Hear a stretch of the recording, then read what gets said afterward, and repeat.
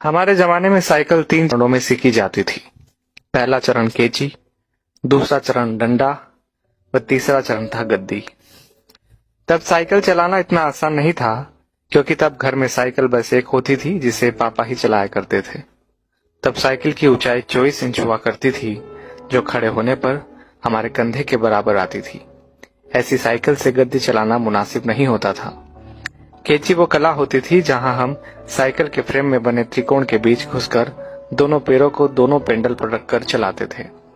और जब हम ऐसे चलाते थे तो अपना सीना तान कर टेढ़ा होकर हैंडल के पीछे से चेहरा बाहर निकाल लेते थे और टिन टिन करके घंटी इसलिए बजाते थे ताकि लोग भाग देख सके कि लड़का साइकिल दौड़ा रहा है।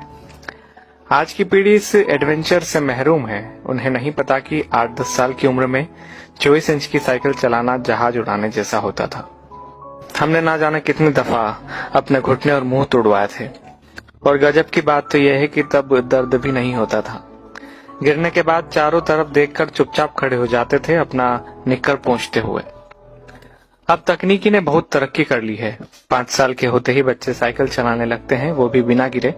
2-2 फीट की साइकिल आ गई है और अमीरों के बच्चे तो अब सीधे गाड़ी चलाते हैं। छोटी छोटी बाइक उपलब्ध है बाजार में। मगर आज के बच्चे कभी नहीं समझ पाएंगे कि उस छोटी सी उम्र में बड़ी साइकिल पर संतुलन बनाना जीवन की पहली सीख होती थी, जिम्मेदारियों की पहली कड़ी होती थी, जहां आपको यह जिम्मेदारी दे दी जाती थी कि अब आप गेहूं पिसाने लायक हो गए हैं। इधर से चक्की तक साइकिल डुगराते हुए जाइए और उधर से केची चलाते हुए घर वापस आइए। और यकीन मानिए, इस जिम्मेदारी को निभाने में खुशियां भी बड़ी गजब की होती थी। और यह भी सच है कि हमारे बाद केची प्रथा विलुप्त हो गई है। हम लोग ही दुनिया की आखिरी पीढ़ी है जिसने साइकिल चलाना 3 चरणों में सीखा था। हम वो आखिरी पीढ़ी है जिन्होंने कई बार मिट्टी के घरों में बैठकर परियों और राजाओं की कहानी सुनी, जमीन पर बैठकर खाना खाया, प्लेट में चाय पी है।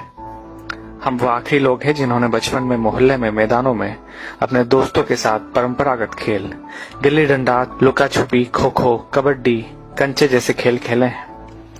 हम वो आखिरी पीढ़ी के लोग हैं जिन्होंने कम या बल्ब की पीली रोशनी में होमवर्क किया है और नोवेल पढ़े हैं। हम उसी पीढ़ी के लोग हैं जिन्होंने अपनों के लिए अपने जज्बात खतों में आदान प्रदान किए हैं। हम वो आखिरी पीढ़ी के लोग हैं जिन्होंने कूलर, एसी व हीटर के बिना ही बचपन गुजारा है।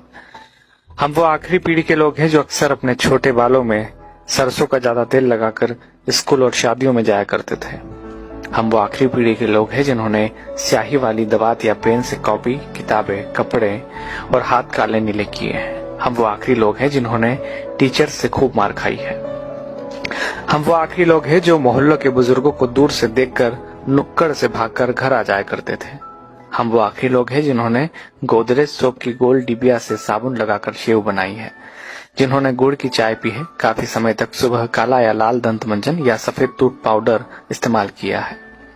हम निश्चित ही वो आखिरी लोग हैं जिन्होंने चांदनी रातों में रेडियो पर बीबीसी की खबरें, विविध भारती, ऑल इंडिया रेडियो और बिनाका गीत माला जैसे प्रोग्राम सुने हैं।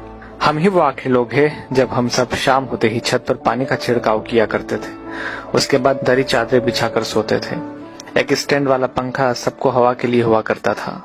सुबह सूरज निकलने के बाद भी ढीठ बने सोते रहते थे।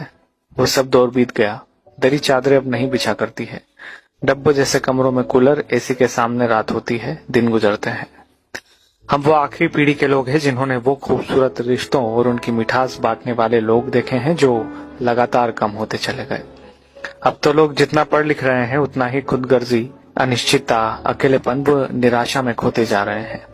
हम ही वो खुशनसीब लोग हैं जिन्होंने रिश्तों की मिठास महसूस की है। हम एकमात्र वह पीढ़ी है जिसने अपने माँ बाप की बात हमेशा मानी है और बच्चों की भी मान रहे हैं।